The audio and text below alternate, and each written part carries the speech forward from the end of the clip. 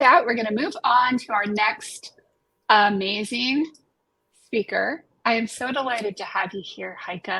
Welcome. And please, I will go ahead and give you the stage. I am delighted to have you here.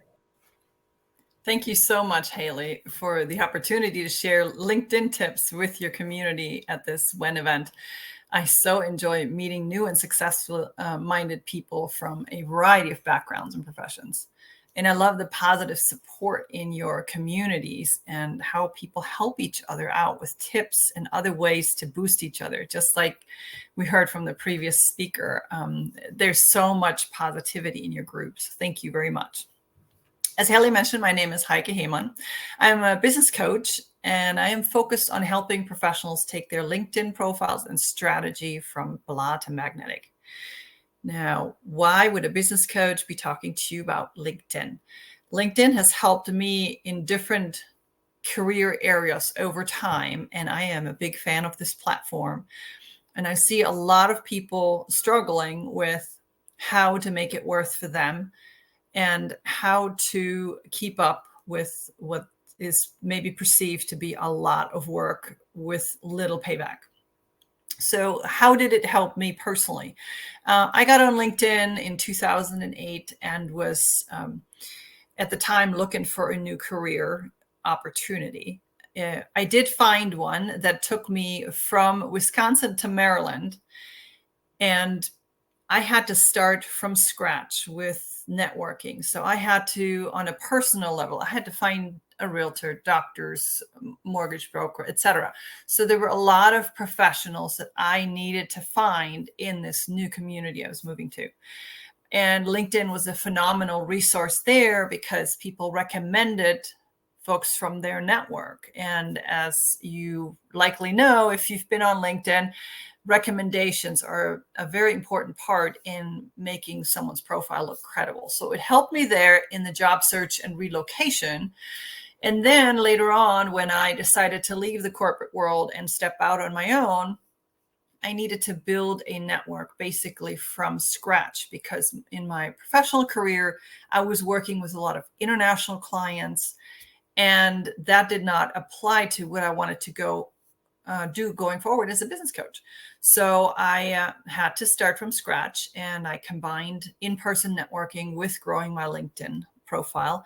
And then as I started as a business coach with often long-term retainer contracts, I figured there's got to be a way for me to introduce myself to my community in a small, bite-sized kind of way. So I actually started teaching LinkedIn workshops.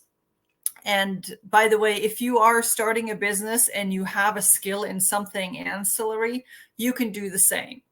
If your business is based on retainers that are 6 weeks, 12 weeks, 6 months, a year, then you want to have a way to get people to be familiar with you in a bite-sized way. And for me, that was giving LinkedIn seminars. And I have since turned that into the primary focus of my business, is helping people one-on-one or in group sessions or for companies with LinkedIn.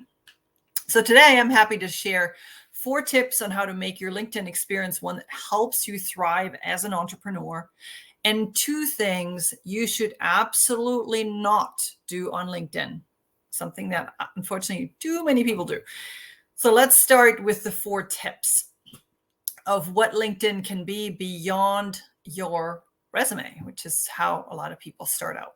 So number 1, it can be a place to increase your know, like, and trust factor. And as I'm sure you all know, people like to do business, like to buy from, like to work with people they know, like, and trust. So how does LinkedIn help with that? First off, obviously, you need to have a complete profile. Just having a list of employers and titles is absolutely not enough. You want to have a profile filled out in a way that speaks to the audience you want to talk to, and not just reflect on, oh, I used to do this and I was great at that. It should be forward looking. It should speak to the person that you want to connect with, so that when they see your photo and your headline, they're enticed to click to the full profile, and then within each section of your profile, they're so enticed by the first few lines that LinkedIn shows them that they want to, again, click on the more button to open up additional information about you.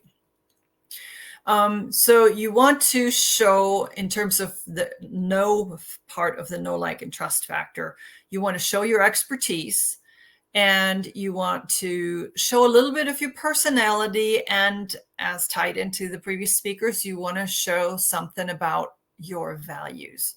And all these things can be reflected in a combination of your profile and in what you post and how you interact with others on the platform. For the like factor, obviously you want not just a professional headshot, but you should have a friendly looking one. I know there's some people that like to look stern, but for the most part, it is best to look friendly and to have your headshot up to date. If you have a headshot that is 5-10 years old, it may have been the best picture ever of you, but if you've now cut your hair, dyed it a different color, and now wear glasses all the time, and none of that is reflected in the photo on your LinkedIn profile, it's not helping you combine your in-person networking or your virtual networking on Zoom with networking on LinkedIn. So make sure you've got that all set. In terms of the like factor, the tone of your profile, you should set up your profile in the first person, not as if somebody was talking about you. So avoid third person when you're describing yourself and your achievements on your profile. And then again, how you interact with other and the content other people present is a big part of your like factor. And then in terms of the trust factor, it's how you share your expertise and the recommendations you both give and receive on LinkedIn. For a LinkedIn profile to be considered complete by the LinkedIn algorithm, which determines how high you show up on a search or not, one of the things that you need is 3 recommendations that you've received. And they certainly need to be more than just, Susie was great to work with. We'd love to work with her again in the future. That is helpful to some extent for the algorithm, but for anyone that sees that recommendation, it's not enough. So make sure that you get at least 3 recommendations that are well fleshed out and talk about what it is like to work with you. That can be from a previous working relationships. If you just are starting out with your entrepreneurship journey, it can be from a previous job. It can be a supervisor there or a former client. That doesn't matter. It doesn't have to be tied to your current job, but a recommendation that's well written and talks about what it's like to work with you is still going to impart trust in the person reading it. So the second thing is you want to create a company page to serve as your second website. That is not to be confused with your personal profile. You have to have a personal profile first, and then you can set up a company page where you can upload your logo and have slightly different contact information, or content rather, but you can add additional things, like if you're hiring, you can add job listings there. So the company page gives you, again, extra credibility as to being in business, as opposed to having an entrepreneurship goal, but currently performing that as a hobby, if you will. Then LinkedIn, besides being a search engine, is one of the biggest search engines online. I call it the Google for people. It's a blogging platform. So if you are currently blogging on your company page or on your own website, you can move some of that information over to your company page as well as your personal profile. But blogging is an important tool on LinkedIn to increase your reach and get your content out in front of more people. And then the fourth thing that LinkedIn can represent for you is a mini CRM, a customer relationship management tool. You may make connections in your networking in person or online that maybe aren't quite in the realm of potential clients, but they could be referral partners. So the way you send invites with an invite text that's customized and the way you respond to invites that you accept will give you a track of how you met people, let's say at a chamber event or at a association meeting, that you can then track back.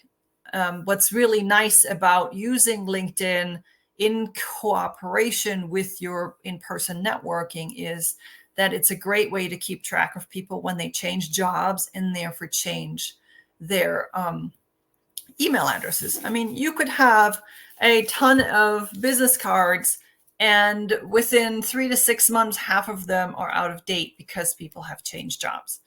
And then how do you find them? Well, through LinkedIn. And you can still contact them directly if they are directly connected with you on that platform. So I would encourage you, anytime you go to an in-person event, automatically follow up with either a connection request directly on LinkedIn, or to send an email asking if they are open to connecting, and then connecting on LinkedIn. That way you have them both in your email system and in your LinkedIn.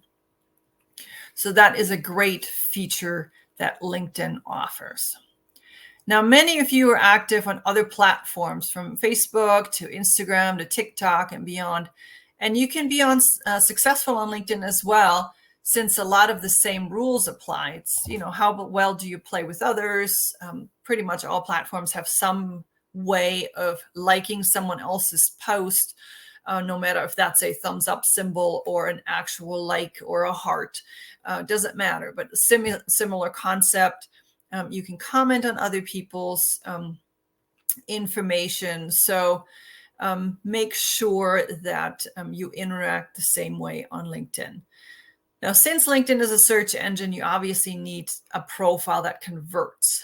However, before you truly dive into LinkedIn, or even if you've been on it for years, this is something to consider.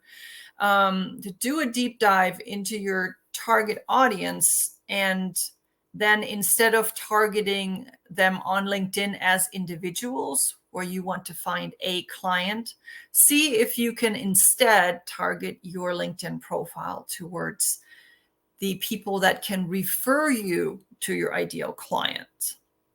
So your messaging may be different from Facebook or Instagram or TikTok or elsewhere. So what do I mean by that?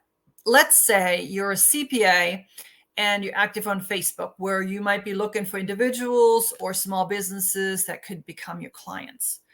You might then decide that on LinkedIn, you want to find people who can refer those people to you, which could be financial planners, insurance brokers, or realtors, because they all deal with other aspects of people's finances, especially realtors that, for instance, deal with people who are relocating from other cities or other states, possibly even other countries.